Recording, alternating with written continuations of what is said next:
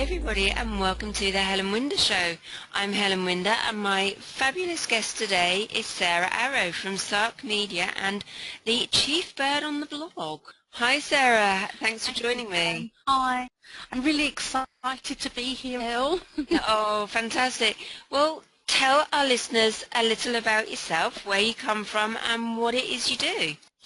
I'm well known in the UK, more in the US, for being a blogger, and I argue media about blogging and social media marketing business owners, but I'm best known for Birds on the Blog because Birds on the Blog has been recognised by Forbes 3 times as a top website for women.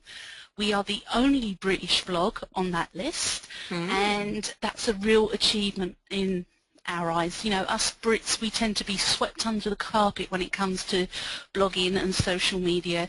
The focus tends to be more on what the Americans are doing, but there are plenty of countries out there, the UK, Australia, Israel, that are a hotbed of technology and innovation, and I'm really excited to be part of Birds on the Blog, and being Chief Bird on the blog means I get to direct some of the direction that it's going in, but the size of it is, it's like a juggernaut, so I can only kind of go forwards or backwards, if that makes sense. Yeah. I don't get to, you know, do fancy manoeuvres in it because of its size. And for me, it's been amazing, Birds on the Blog. It's opened up so many opportunities. Martha Stewart invited me to a party. I've met Karen Brady, Tony Robbins. If I'm allowed to say, when Tony Robbins emailed, I deleted it. And then when he emailed me again, I'm like, who is this? This must be a spammer.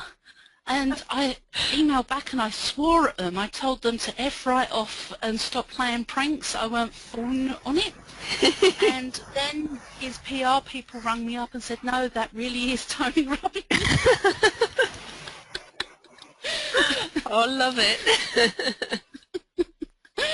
So blogging brings many opportunities to meet many people in the business world that are inspirational. And when I met Karen Brady, I took my daughter out of school for the morning and you are coming to meet this woman in business. And she said, oh Mum, she was about 14 at the time. Oh Mum, I'm like, no, you are coming to meet them. They are so rare in London, and you know, they're not out there shouting about how fantastic they are. There's not a lot of role models for young girls to look up to, so when I had the opportunity to drag my daughter there, I dragged her kicking and screaming. But it's true, isn't it? I mean, they don't blow their own whistles and trumpets, you know, and say, hey, look, I'm magnificent and so on. They just deliver what they deliver and make a difference. And I think that's part of what makes Birds on the Blog successful, that we're just all ordinary women banding together saying, you know what, we understand what it's like to be a woman in business. We understand that we can't get out there and shout from the rooftops at all times. Yeah, you know, we understand because we've been there too. That's the difference as well, isn't it? When you've walked the walk and dance the dance, then you all understand where you're all coming from, and it is difficult, isn't it, especially as a female in business. It is, and having a name like Birds on the Blog, normally when blokes talk to me, they go, oh, Birds on the Blog, hee hee hee hee, that's really funny, and I just stare at them and say, what's funny about it? Yeah. And then they go quiet, and then they kind of blush, depending on how old they are, and then they say, oh, so how did you get into this blogging? And then inwardly I'm just laughing. But, you know, a lot of what women do online is seen as a joke by men, by their other halves, and it's not seen as serious business. And for me, that's quite patronising. It's you know, it's very frustrating that there are a lot of women out there that do absolutely phenomenal things and they don't get the recognition that they deserve. We're not very good at standing up and waving our, you know, and shouting and saying, hey, look, you know, this is who I am, and I am amazing. And there needs to be more cheerleading, and that's why I really like your show. Don't we?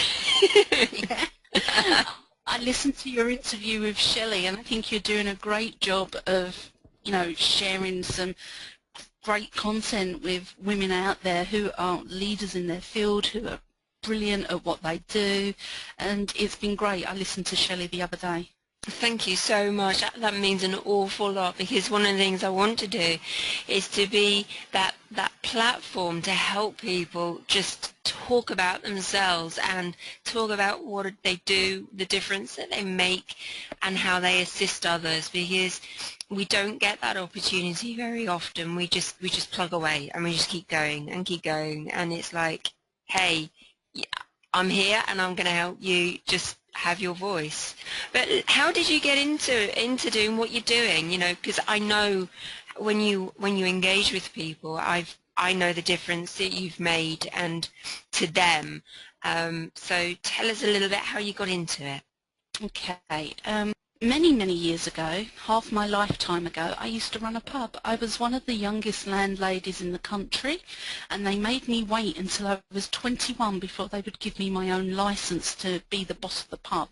Uh-huh. And by the time I got to 25, I was burned out. I was working long hours, and my little girl was toddling around. She was 18 months old, and I thought to myself, you know what, she's going to grow up thinking all of these people are her friends, and they're not her friends, they're the customers in her mum's pub, and she's going to grow up and she's not going to have a normal life. She's not going to do the things that need to be done. You know, she's just going to be such and such's daughter. She's never going to be an individual.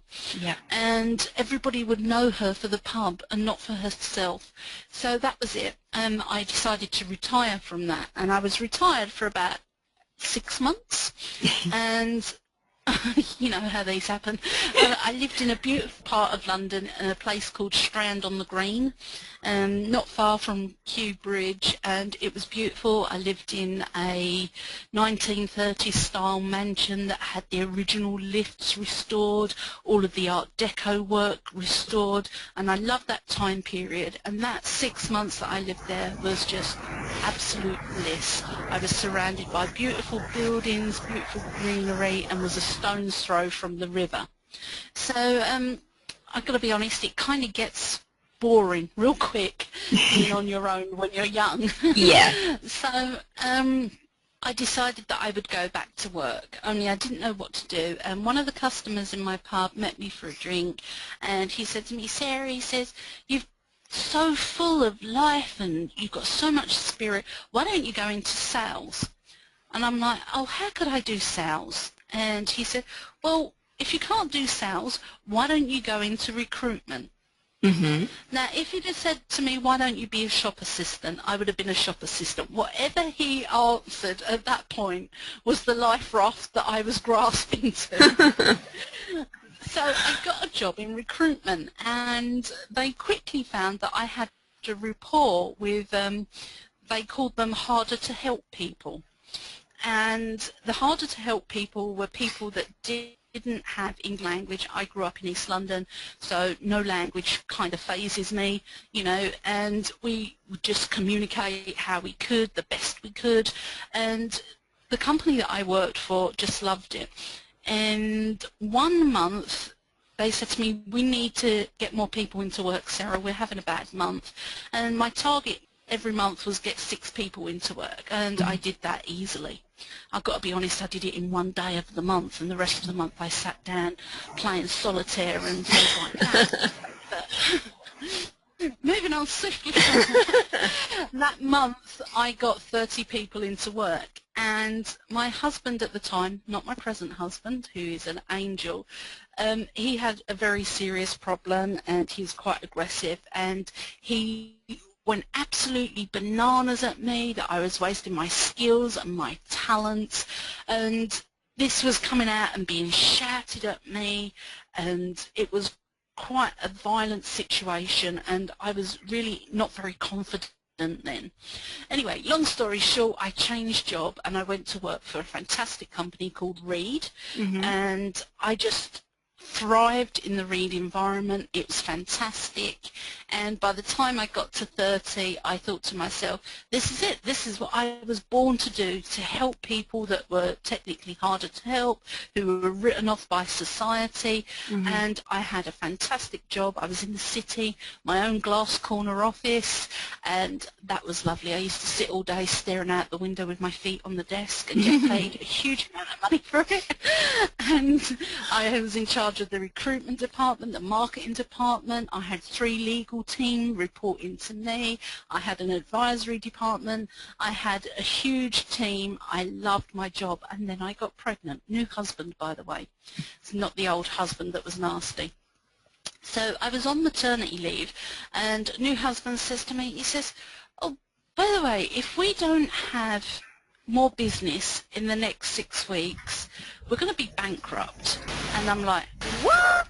And I can remember sitting there. I had one of the little girls, because I've got 2 younger ones and an older one, one of the little girls in her bumbo seat. You know, the ones that hold their bums into the seat so they can't up on the ground? Yeah. Yep.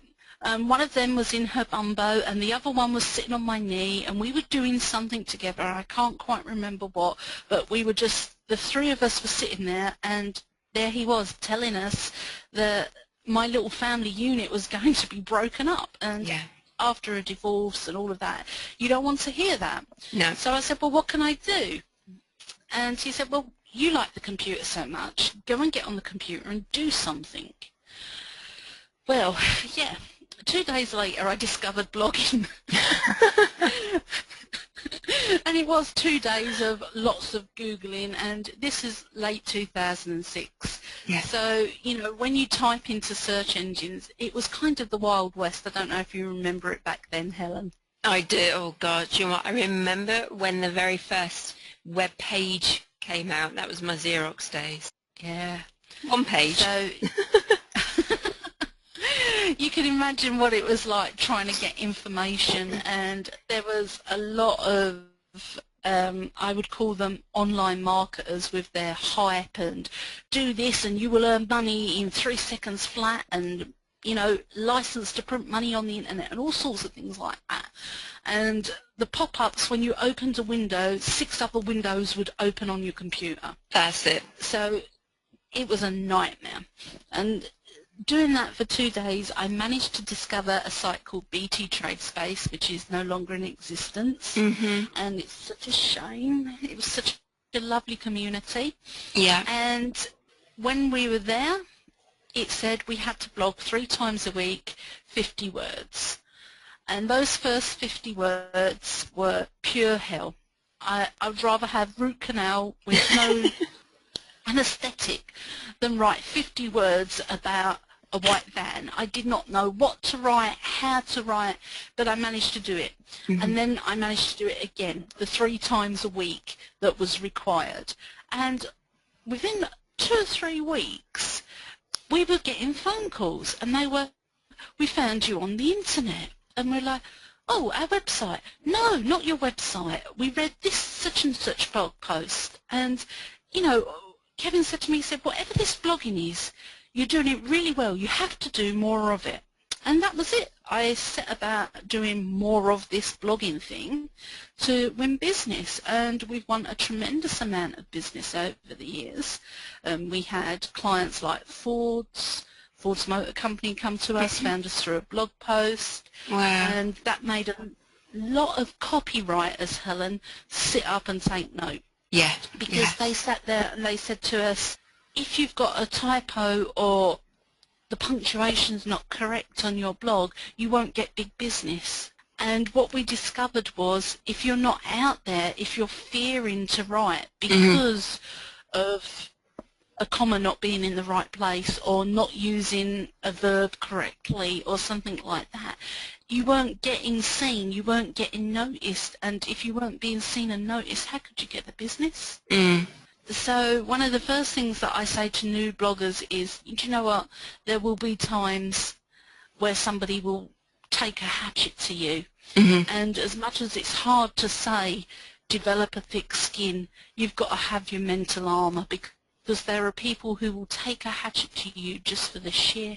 It's amazing how it's evolved for you, and I think that on its own is a fantastic story, because you know, so many people will just, you know, leave one position and get ready to go back, but then fall back to their comfort zone and think, oh, well, I'll go back. And like you say, if you'd have said been a shop assistant, you'd have done that, but you didn't. You went beyond it, which is fantastic. And I think at the time I was quite impressionable and open to, you know, I'd always worked in pubs, I'd always worked in communities, I'd always worked around people.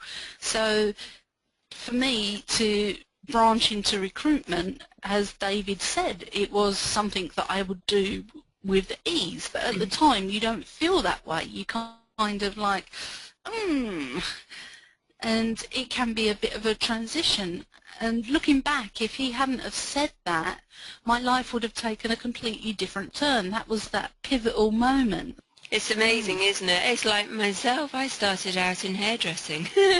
Really? I didn't know that. Yeah, that was my very first trade. And, you know, I went through college, did my City and Guilds, my advanced City and Guilds, through to managing a salon.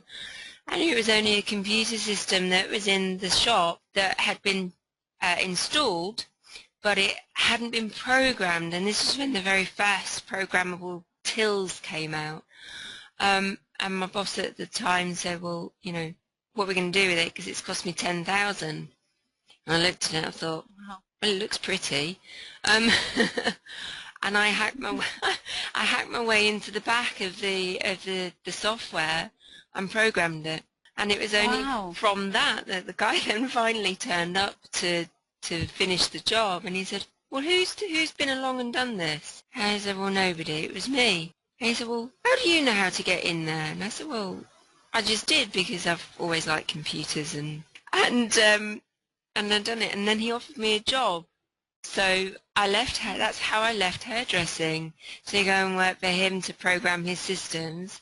Then I left him and then went to Xerox, and, well, that's another story after that. But it's funny, isn't it, how our lives can change and evolve to, you know, end up where we are. I find it fascinating. It is fascinating, Helen, because, you know, you had a different passion back then, and for that advanced shop to put in that computerized system that wasn't right, and then for you to do what you did, that's just, well, it's nothing short of amazing, is it? You don't think many hairdressers can do anything else other than hairdress? Dress hair? You know what I mean. I know what you mean. And so, how do you work with your clients today? You know, what is it that you do with them to help them raise their I know you have something, is it a 30-day challenge, I think you did recently, wasn't it? A 30-day blogging challenge. Yep, it's a rolling challenge, so people can start and finish at any time that they want. We have around 50 or 60 people start each week, and men don't seem to graduate. I don't know what it is, and we've got about 7 male subscribers who have graduated, and we've got hundreds of women that have graduated. So I think it's something that women get and understand on an intuitive level, that the blogging can help their business, and it's something that can work for them even when they're busy with their family, out with their friends, that their blog can be sitting there promoting them and generating them leads and things like that. And I think women intrinsically get that, whereas men, they kind of struggle with it a bit. Interesting, isn't it? Because impression is that it is mainly male orientated, but in actual fact it isn't, is it? No, it's not, and there are so many wonderful bloggers out there. One of my favourites is a woman called Jenny Lawson, and if you're a particularly sensitive nature, don't go and Google her. And she's this wonderful woman in the US, and she's married to a guy called Victor, and she has this phrase on her offer is wrong. No matter what poor Victor does, he's wrong. And she goes out shopping and Victor will say something like, oh, should we get some towels for the bathroom? And she'll come back with a 3-foot metal chicken.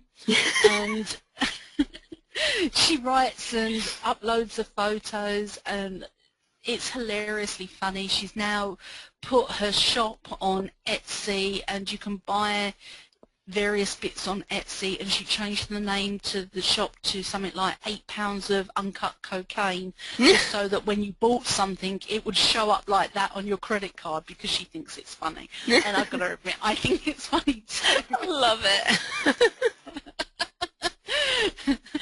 So, you know, for me, just sitting down and reading what Jenny Lawson has been up to, whether she's bought another chicken and that sort of thing, I enjoy that. And she's wrote books and it's opened up doors for her. But there are lots of fantastic female writers out there who write about their families, their daily situations and things going on with their children, and they have huge communities and huge followings.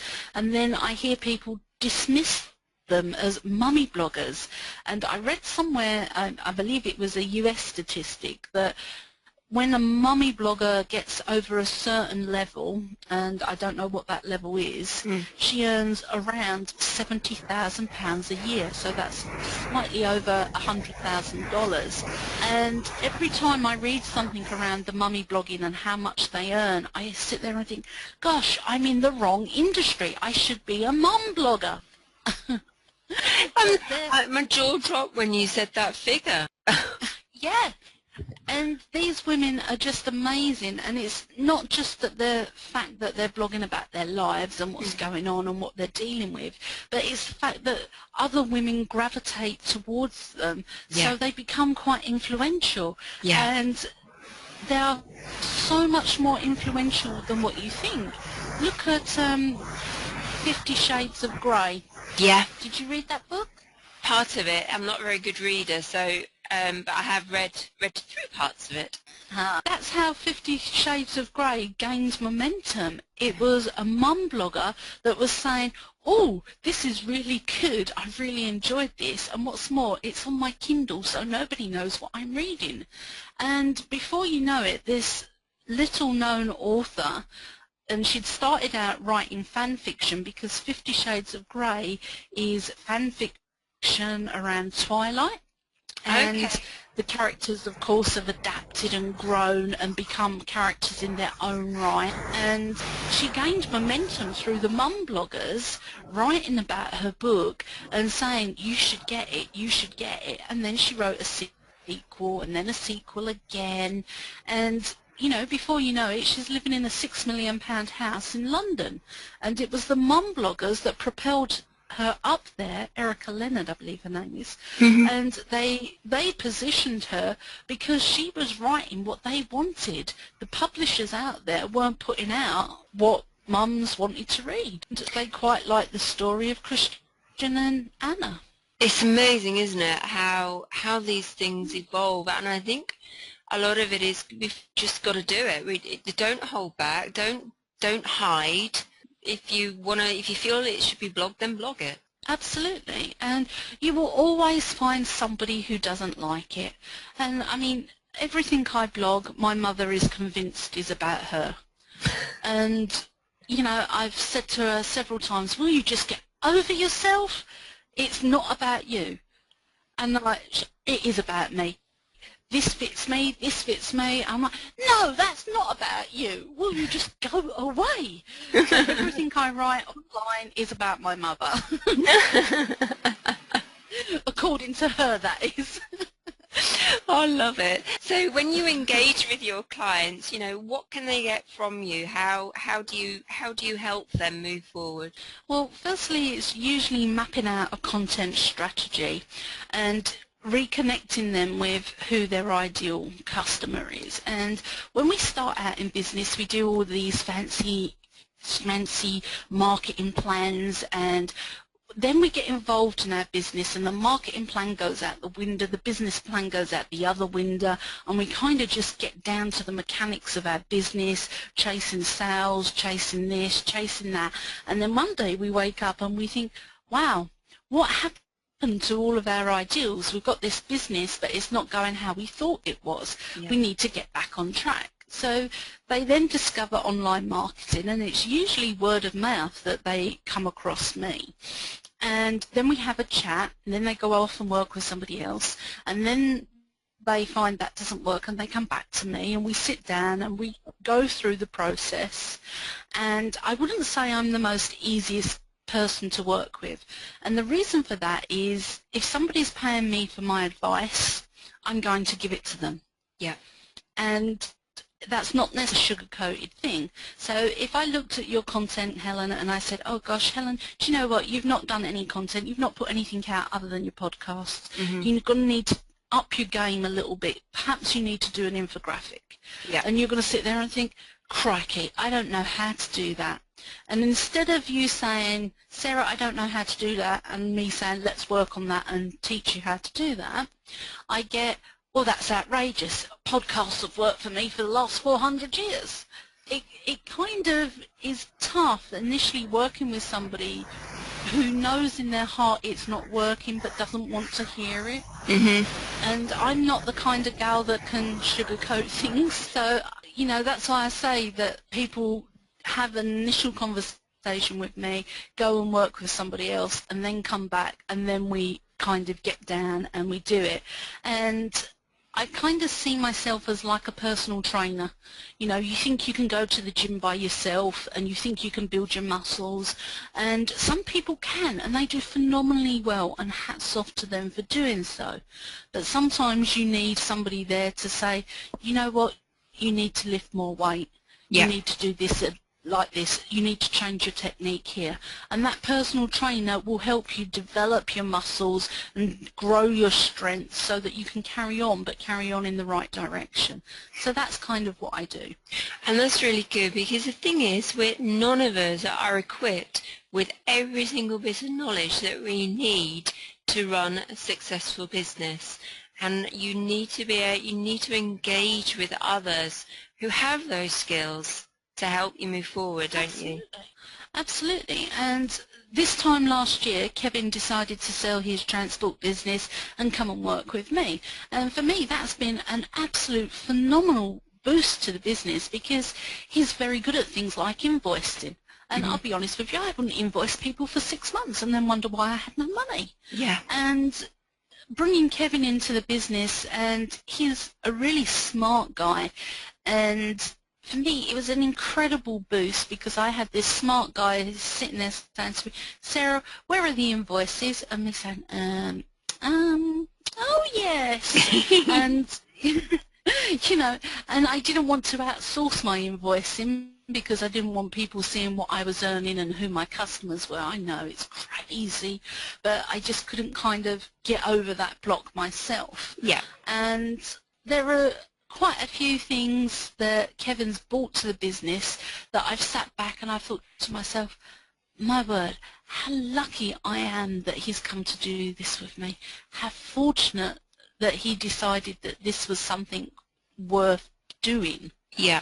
You know, I have to be very grateful for Kevin, because if he hadn't have come into my business, I've no idea what my business would look like right now. It may have been a business, it may have not survived, you know, just because I wasn't particularly good at some aspects of it. And, you know, being a great marketer at certain things isn't what a business is about. There are many other things. That's right. There's a huge list of different areas that we have to cover in a business. And I mean, fantastic that you had the opportunity for him to join you, but if others don't, there are plenty of people like yourself who can engage with you, aren't there, and help you. Because blogging is an area, and social marketing and everything is an area where some people will just think, yeah, I'll come back to that. I'll just go and do this bit and forget about it. But it is crucial. It is crucial for businesses today. Just letting you all know, all our listeners, that you It need social visibility and marketing assistance. And the thing is, the blog is the only thing you control on the website. You can put on it whatever you want. Yeah. And that's not necessarily a good thing or a bad thing, but what people say about you on LinkedIn, Facebook, Twitter, you can't control. But what you put on your blog, you can control. So I think it's an essential thing for all businesses because it's the one thing that they do have complete dominance over. Yeah, absolutely. I fully agree with you there. And I have to admit, I need to up my blogging. I'm still working on the guest post for you. I've not forgotten. No, well listen, how can people get in touch with you? Right, I'm at Sarky Media, which is SARKE media.com, and it's not sarcastic media as my dad would tell people. The Sark is actually Sarah and Kevin, but people don't think that. It keeps them thinking, doesn't it? And then, ooh, curiosity. Yeah, I get the calls from my dad. We make a weekly call to each other, and he rings up. He says, "Are you dead yet?" I'm saying, "I'm answering the phone, aren't I?" And then he'll say, "Has sarcastic media?" And I said, "Well, I can see you don't refer my business, Dad. Not if you can't call it the right name." Oh, I love it. I love it. So we've got sarkemedia.com. That's Sark, SARKEMEDIA.com. And how else can they get hold of you? I'm also on Birds on the Blog, which is .co.uk. I'm on Twitter at Sarah Arrow. Wonderful. And you can find me on Facebook, again, facebook.com/Sarah Arrow. And I think I'm Sarah Arrow on LinkedIn as well. Fantastic. Well, everybody, you know, this is the person you need to speak to when it comes to blogging. I really do recommend it because I know, having seen others who've engaged with Sarah, have seen such a difference in their own marketing, their hits on the website, the responses to blogs and everything. So you're the one to go to. Oh, thank you, Helen. You're welcome. And look, it's been such a pleasure having you on the show. I really do appreciate your time. And maybe we can catch up and do a bit of a follow-up. What do you reckon? That would be fantastic. Let's talk afterwards and book a day in. Definitely. So thank you so much to my listeners as well for joining us today. I'll be back soon with another amazing interview for one of my lovely guests. You can check them out on www.thehelenwindershow.com. I'll speak to you all very soon. Bye for now.